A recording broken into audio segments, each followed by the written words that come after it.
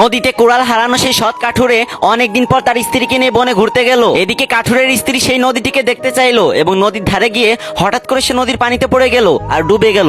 এদিকে কাঠুরেও কান্না শুরু করলো। তার কান্না শুনে আবারও জলপরি উঠে এলো এবং পানি থেকে অতি রূপবতী রাজকন্যার মতো সুন্দরী একটা মেয়েকে তুলে বলল, এটাই কি তোমার স্ত্রী? তখন কাঠুরে বলল, হ্যাঁ এটাই আমার স্ত্রী। তখন জলপরি বলল, ভালো করে দেখে তারপর বলো। এবারও কাঠুরে বলল, আর দেখতে হবে না, এইটাই আমার স্ত্রী। তখন জলপরি বলল, আগের বার তোমার সততা দেখে আমি মুগ্ধ হয়েছিলাম, কিন্তু এবার তুমি এটা কি করলে? রূপবতী মেয়ে দেখে নিজের স্ত্রীকেই ভুলে গেলে। তখন কাঠুরে বলল, আমি বাধ্য হয়ে বলেছি এইটাই আমার স্ত্রী। যদি না বলতাম তাহলে আপনি এর থেকে একটু কম সুন্দর একটা মেয়েকে তুলতেন, আর আমি যদি বলতাম এই মেয়েও আমার স্ত্রী না, তাহলে সবশেষে আপনি আমার বউকে তুলতেন আর আগের বারের মতো তিনজনকে আমার কাঁধে চাপিয়ে দিতেন।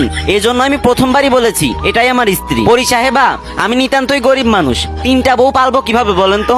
একটা বউকেই সামলাইতে পারি না, সবসময় শুধু মারতে আসে। সেখানে তিনটা বউ হলে তো আমাকে কচু গাছের সাথে গলায় দড়ি দিয়ে মরতে হবে। এই কথা শুনে এবারও জলপরি কাঠুরের সততায় মুগ্ধ হলো এবং কাঠুরকে বলল, আই লাভ ইউ, আমি আপনাকে বিয়ে করতে চাই। ভাই, আপনি যে মন খুলে হাসতেছেন, এই ভিডিওটা বানাইতে আমার প্রচুর পরিশ্রম হয়েছে। যদি হাতে কয়েক সেকেন্ড সময় থাকে তাহলে এই ভিডিওটাতে কয়েকবার কপি লিংক করে একটা কমেন্ট করে যান। কথা দিচ্ছি এরপর থেকে আরো ভালো ভালো ভিডিও আপনাদের মাঝে নিয়ে আসবো ইনশাআল্লাহ।